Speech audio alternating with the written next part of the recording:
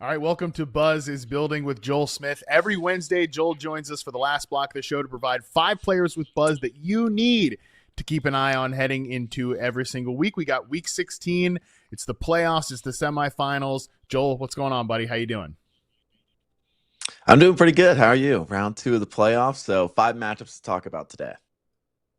All right, perfect. Let's dive right into this, man. A few of these players I have on my teams and I am curious about, so I'm going to hopefully benefit from your analysis as much as everybody else here. Let's get it started with a big name, Ja'Marr Chase. What do we got on him? Yeah, Chase, maybe Higgins, if he comes back, it can count for both of them, but hoping for that big bounce back this week. 4 different numbers when we're looking at the matchup against the Miami Dolphins, because if you just look at the normal matchup, it says they're 9th against receivers this year. But if we adjust to the schedule, that 9th becomes 15th. If we go to the recent games, the last 5, they're 21st. And then this last one would just be their EPA per dropback in terms of a true passing defense. They're 25th. So when we're looking like, yeah, they're 9th against receivers technically, I would say 15th when we're actually taking the skill into account. But there's a lot of reasons for that don't really fit the Bengals with this game script, the volume that they should have, and just how their offense works. So I think one interesting part of all that to come, because people will play Chase, obviously you'll play Higgins if he's there. Joe Burrow, you're launching him right back up to like top 4 quarterback status in this matchup against the Dolphins here too? I wouldn't say top 4. I would have a little more nerves because like last week, Burrow did horrible and Chase still had 23 points. So I think it's a little easier to have more confidence in Chase than in Burrow just because he has to have like a great passing day to be good in fantasy. So I still have more trust. He's still quarterback 1 for me this week, but a little more confidence in Chase. Like the big thing for me, like Miami, they're 15th against receivers adjusted to that schedule, but they're 27th in passing attempts against them this year. So it's not like they have much like passing volume against them. So in this game where the Bengals defense can help them out, you're expecting, even with Quinn Ewers, honestly, in my opinion, it should be a closer game. Cincinnati, top 5 passing team in terms of that volume. So hopefully that volume is there where it's more of a per play game compared to, oh, the Dolphins are just losing by a bunch. All right, let's get to your next player here, Bucky Irving, Tampa Bay Buccaneers running back. And I'm a little nervous about what you have to say about Bucky, but I'm hoping you make me feel a little bit better because I have him in a semifinal matchup that I would very much like to win. Yeah, I'm trying to make myself feel better here, I'm honest, but we're looking at Bucky Irving. There's one big issue, but it doesn't ruin everything. That big issue is just the goal line carries. He got basically every single touch for the Bucs last year in the first 95 yards of the field. But those last 5, the 3 goal line attempts went to Tucker.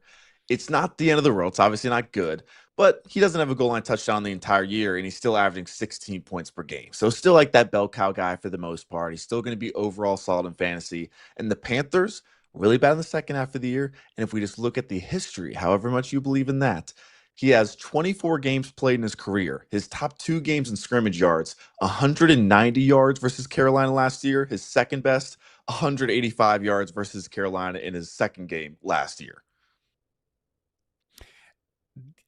That obviously is, I'm hoping, big. Derek Brown obviously didn't play for the Panthers last year, so that's a big part of it. Derek Brown's been awesome for the Panthers this year, but still, the thing that makes me nervous, Joel, is not just the goal line thing for Bucky. It's also the fact that he still ran some routes, did Bucky Irving, but Rachaad White ran more, 17 to 15, and it just really stinks as a fantasy back if you're in kind of that between the 20s role, right? Where you're not getting passing down stuff, and then you're not getting stuff when we're talking about deep into the red zone, like around the goal line. That really does.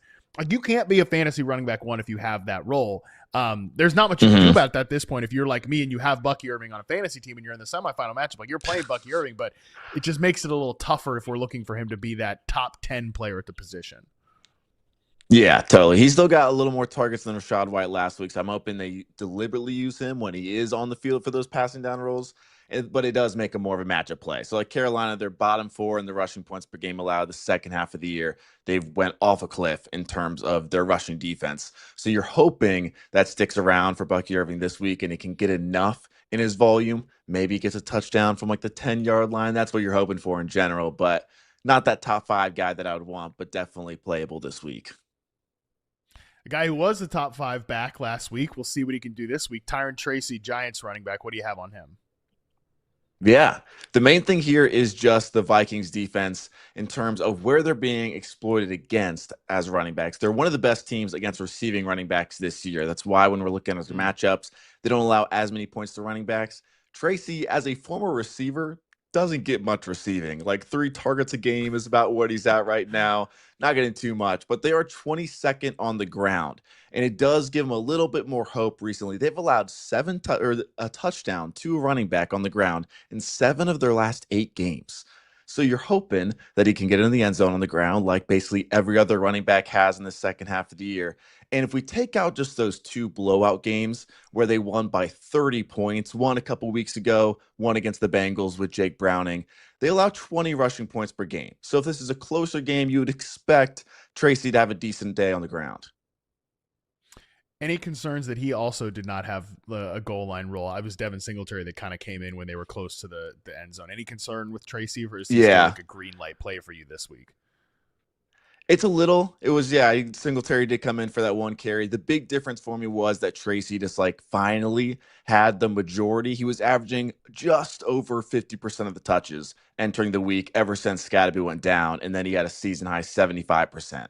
So hopefully it's enough there to kind of put him over the top, and maybe he doesn't get unlucky and they get down to the 3-yard line and move in Singletary for him.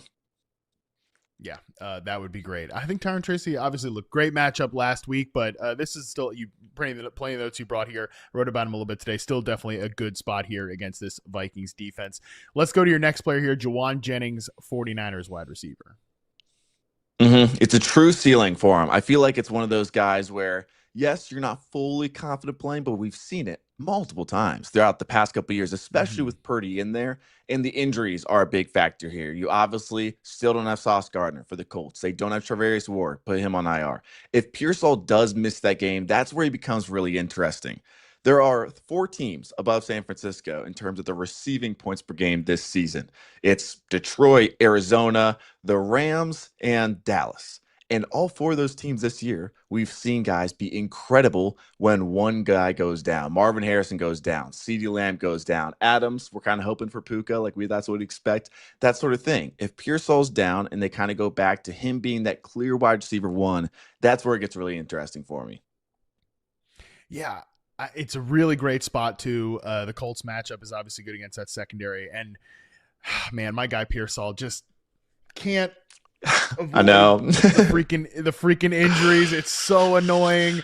Right as he gets hurt at the beginning of that game, and oh man, all right, forget it. This was supposed to be the spot for him against a bad Titans secondary. He comes back, he plays really well, finishes the game with an injury on a freaking hip drop tackle. I thought we were trying to get those out of the game. Yeah, I thought that was a point of emphasis. Me too. And it has to happen to poor Ricky Pearsall. So I mean, yeah, obviously to your point, that makes Jauan Jennings a really good play this week. Yeah, we look at last year, there was 2 games where he played without Deebo Samuel. I would say the equivalent, of that second receiver. He had 22 targets, 60 fantasy points. So he's definitely, that ceiling is clearly there against a secondary that is pretty banged up and wasn't doing too well before anyways. I'm just going to throw range-wise rankings for Jauan Jennings, because we talked about a lot of guys in this earlier segment with Nate on the show, kind of receivers like Jalen Waddle, Jamison Williams, George Pickens, Terry McLaurin, Ladd McConkey, these kind of volatile guys who, they're in trickier spots to figure out this week, some because of their team, some because of the matchups. But does Jennings maybe project better than some of those guys to you in this matchup if there's no Pearsall? A couple, yeah. If there's no Pearsall, I would have him right around wide receiver 15 or wide receiver 16, next to Ted McMillan, for example. So Jamison Williams and him, you said, I would have him a decent bit higher still.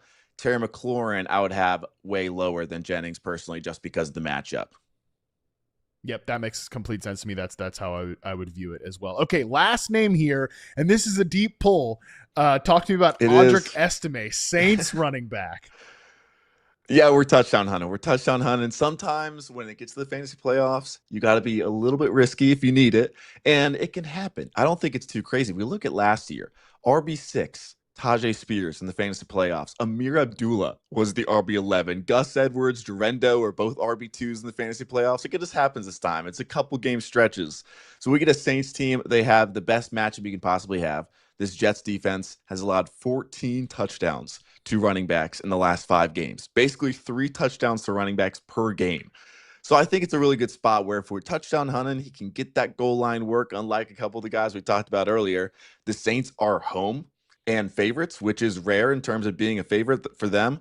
So their implied total for this game is 22.5. They've only hit that 2 times this year. So should be one of their better days on offense. I think he can get into the end zone here. I think outside of like really deep leagues, playing Estime is probably a little too cute, but if you're in one of those formats, I think what Joel threw out there makes a ton of sense. And I will say, to put a personal note on that, I talk about the Kings Classic leagues on the show a lot. We draft them in person at the Expo. I used to talk about with Andy a lot when he was on the show, because the waiver wire is just so cursed. It's like a 14-teamer. You start a bajillion players. There's never anybody good available. The best pickup off the waiver wire this year has been like Bam Knight on my salary cap team that has somehow made it to the semifinals, even though I went super studs and duds. So like, yeah, I've been starting Bam Knight for weeks and weeks and weeks, and now he's gone. So I picked up Estime today after the Devin Neal news. Perfect. So Joel, like, I actually need this to happen. Yeah, so hopefully. But like, you say we're touchdown hunting. Yeah, your boy is freaking touchdown hunting with Audric Estime. So I love that you highlighted this. Yeah, like they play fast. They have a fun offense, probably a little better than you'd expect. Shuck's been solid. Brady Cook's on the other side. They just fired their defensive coordinator. Like, I feel like there's so many signs where it's like there's a lot going in his favor, at least. I have some hope.